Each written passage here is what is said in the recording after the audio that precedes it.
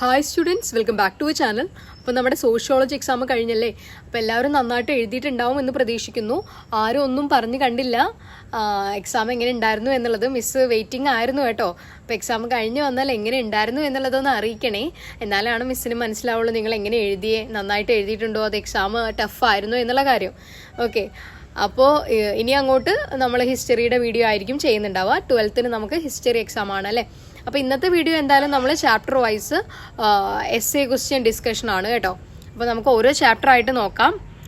Okay, അപ്പോൾ നമുക്ക് ഒന്നാമത്തെ ചാപ്റ്റർ വരുന്നത് ബ്രിക്സ്, ബീഡ്സ് ആൻഡ് ബോൺസ്, ഇഷ്ടികകൾ, കൺമണികൾ, അസ്ഥികൾ എന്നുള്ള പാഠഭാഗമാണ്. അത്യാവശ്യം നല്ല മാർക്കിന് ചോദിക്കുന്ന ഒരു പാഠഭാഗമാണ് ഇത് കേട്ടോ. അപ്പോൾ എല്ലാ ക്വസ്റ്റ്യൻസും നന്നായിട്ട് തന്നെ പഠിക്കണം. എസ്സേ ക്വസ്റ്റ്യൻസ് മാത്രമല്ല, ബാക്കിയുള്ള ക്വസ്റ്റ്യൻസ് ഒക്കെ നന്നായിട്ട് നിങ്ങൾ കവർ ചെയ്യണം കേട്ടോ. അപ്പോൾ എന്തായാലും ഒന്നാമത്തെ ക്വസ്റ്റ്യൻ നോക്കാം നമുക്ക്.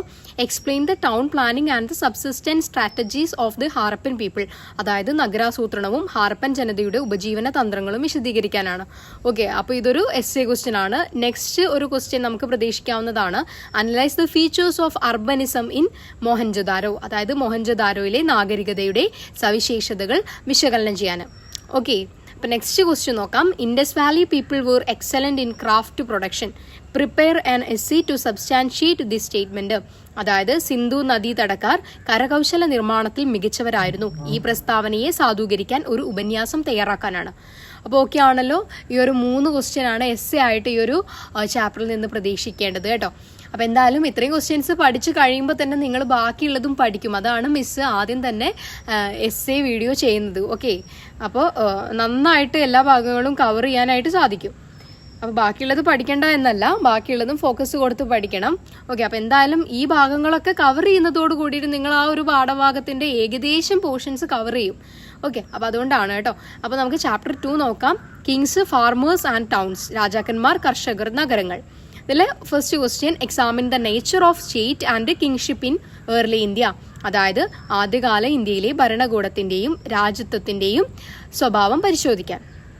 ഓക്കെ, നെക്സ്റ്റ് ക്വസ്റ്റ്യൻ ആണ്, define Mahajanapadas and explain how Magadha became the most powerful. മഹാജനപദങ്ങൾ നിർവചിക്കുക, മഗധ എങ്ങനെയാണ് ഏറ്റവും ശക്തമായത് എന്ന് വിശദീകരിക്കുക. ഇതെല്ലാം ഒരു കഥ പോലെ പഠിച്ചാൽ മതി. ഹിസ്റ്ററി വളരെ എളുപ്പമാണ്, അത് എഴുതാനാണ് കുറച്ച് ബുദ്ധിമുട്ടുള്ളത്. അത് നിങ്ങൾ ആ ഒരു കഥ ഓർത്തിരുന്നാൽ തന്നെ മതി. അത് ആ ഒരു സ്ട്രക്ചറിൽ, ആ ഒരു ഓർഡറിൽ എഴുതി പോവുക കേട്ടോ. അപ്പം എന്തായാലും നമുക്ക് നെക്സ്റ്റ് ചാപ്റ്റർ നോക്കാം. ചാപ്റ്റർ 3 ആണ് കിങ്ഷിപ്പ്, കാസ്റ്റ് ആൻഡ് ക്ലാസ്. ബന്ധുത്വം, ജാതി, വർഗം. ഇതിൽ നിന്ന് ഒരു ക്വസ്റ്റ്യൻ ആണ്, explain the features of ancient society described in Mahabharata. മഹാഭാരതത്തിൽ വിവരിക്കുന്ന പുരാതന സമൂഹത്തിന്റെ സവിശേഷതകൾ വിശദീകരിക്കുക. ഇവിടെ എല്ലാം നിങ്ങൾ കവർ ചെയ്ത് എഴുതണം കേട്ടോ. ഓക്കെ, അപ്പോൾ നമുക്ക് ചാപ്റ്റർ 4 നോക്കാം. Thinkers, beliefs and buildings. ചിന്തകർ, വിശ്വാസങ്ങൾ, നിർമ്മാണങ്ങൾ. ഇതിൽ ഫസ്റ്റ് ക്വസ്റ്റ്യൻ ഒരു ക്വസ്റ്റ്യനേ ഉള്ളൂ. According to Buddha, sorrow is one of the fundamentals truth of life. Describe his analysis of sorrow and remedies of the same. അതായത് ബുദ്ധന്റെ അഭിപ്രായത്തിൽ ജീവിതത്തിന്റെ അടിസ്ഥാന സത്യങ്ങളിൽ ഒന്നാണ് ദുഃഖം. ദുഃഖത്തെക്കുറിച്ചുള്ള അദ്ദേഹത്തിന്റെ വിശകലനവും അതിനുള്ള പ്രതിവിധികളും വിവരിക്കാനാണ്. ഓക്കെ ആണല്ലോ.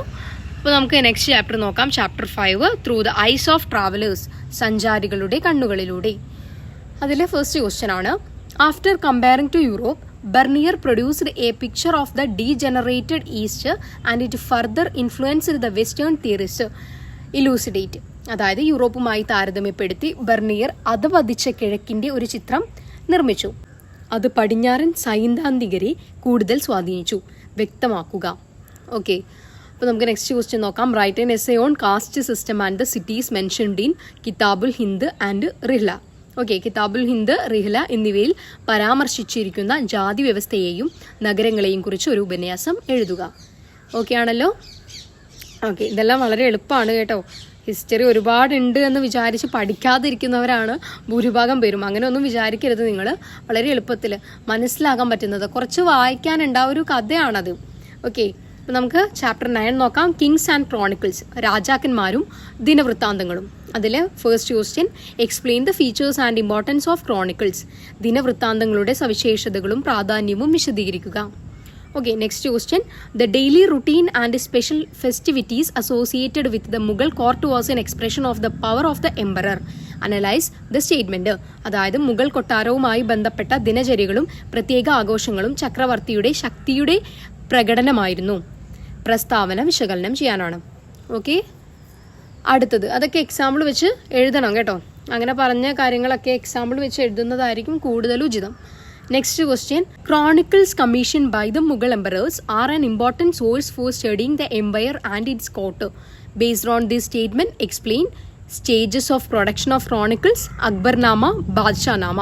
അതായത് മുഗൾ രാജാക്കന്മാരുടെ കൽപ്പന പ്രകാരം എഴുതപ്പെട്ട ദിനവൃത്താന്തങ്ങൾ മുഗൾ സാമ്രാജ്യത്തിന്റെയും അതിന്റെ കൊട്ടാരത്തിന്റെയും കുറിച്ച് പഠിക്കുന്നതിനുള്ള ഒരു പ്രധാന സ്രോതസ്സാണ്. ഈ പ്രസ്താവന അടിസ്ഥാനമാക്കി വിശദീകരിക്കാനാണ്. ഏതൊക്കെയാണ്?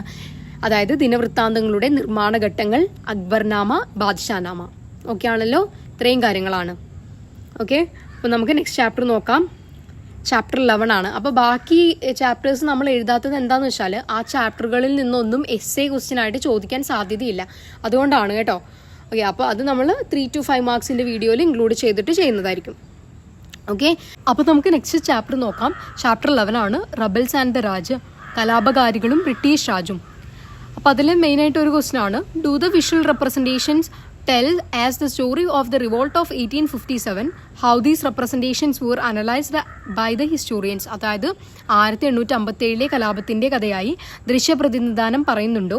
ഈ പ്രതിനിധാനങ്ങളെ ചരിത്രകാരന്മാർ എങ്ങനെയാണ് വിശകലനം ചെയ്തത്? അപ്പം അതെല്ലാം പറയണം കേട്ടോ, ഏതൊക്കെയാണ് എന്നുള്ളത് എഴുതണം. ഓക്കെ, അപ്പോൾ നമുക്ക് നെക്സ്റ്റ് ചാപ്റ്റർ നോക്കാം. അപ്പോൾ ചാപ്റ്റർ 12 ആണ്, മഹാത്മാഗാന്ധി ആൻഡ് നാഷണലിസ്റ്റ് മൂവ്മെന്റ്. അതായത് മഹാത്മാഗാന്ധിയും ദേശീയ പ്രസ്ഥാനവും. മെയിനായിട്ട് ഒരു ക്വസ്റ്റ്യൻ ആണ് ഈ ഒരു ചാപ്റ്ററിൽ നിന്ന് നോക്കേണ്ടത്. ഈ ഒരു ക്വസ്റ്റ്യൻ നോക്കിയാൽ തന്നെ നിങ്ങൾ ഓൾമോസ്റ്റ് എല്ലാം കവർ ചെയ്യും. ഓക്കെ, മിസ് പറയാം. ഫസ്റ്റ് ക്വസ്റ്റ്യൻ എന്ന് പറയുന്നത് Mahatma Gandhi transformed Indian national movement in to A popular movement substantiate. അതായത് മഹാത്മാഗാന്ധി ഇന്ത്യൻ ദേശീയ പ്രസ്ഥാനത്തെ ഒരു ജനകീയ പ്രസ്ഥാനമാക്കി മാറ്റി സാധൂകരിക്കുക.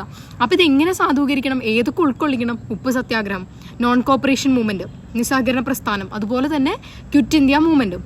ഓക്കെ, അപ്പോൾ ഈ എല്ലാ കാര്യങ്ങളും ഉൾക്കൊള്ളിച്ച് വേണം ഈ ഒരു ആൻസർ എഴുതാനായിട്ട്. അപ്പോൾ നിങ്ങൾ ഈ ഒരു ചാപ്റ്ററിൽ നിന്ന് ഓൾമോസ്റ്റ് എല്ലാം കവർ ആകും അല്ലേ?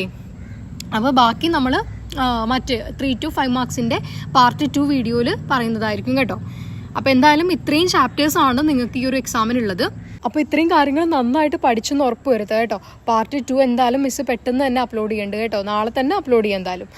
അപ്പോൾ ഈ വീഡിയോയിൽ ചെറിയ സൗണ്ടിന് ഇഷ്യൂ ഉണ്ട്, പുറത്തത്തെ നോയ്സൊക്കെ നന്നായിട്ട് കേൾക്കുന്നുണ്ട്. ഇതൊന്ന് ക്ഷമിക്കുക, നെക്സ്റ്റ് വീഡിയോ മുതൽ നമുക്ക് ശരിയാക്കാം കേട്ടോ. അപ്പോൾ എന്തായാലും എല്ലാവരും നന്നായിട്ടിരുന്ന് പഠിക്കുക, നന്നായിട്ട് എക്സാം എഴുതുകയും ചെയ്യണം. ഓക്കെ, അപ്പോൾ എന്തായാലും കഴിഞ്ഞ എക്സാം എങ്ങനെ ഉണ്ടായിരുന്നു, നമ്മൾ പറഞ്ഞ ക്വസ്റ്റ്യൻസ് ഒക്കെ വന്നോ എന്നുള്ളതൊക്കെ ഒന്ന് നിങ്ങൾ കമൻറ്റിലൂടെ അറിയിക്കുക കേട്ടോ. അപ്പോൾ എന്തായാലും okay, all the best, thank you.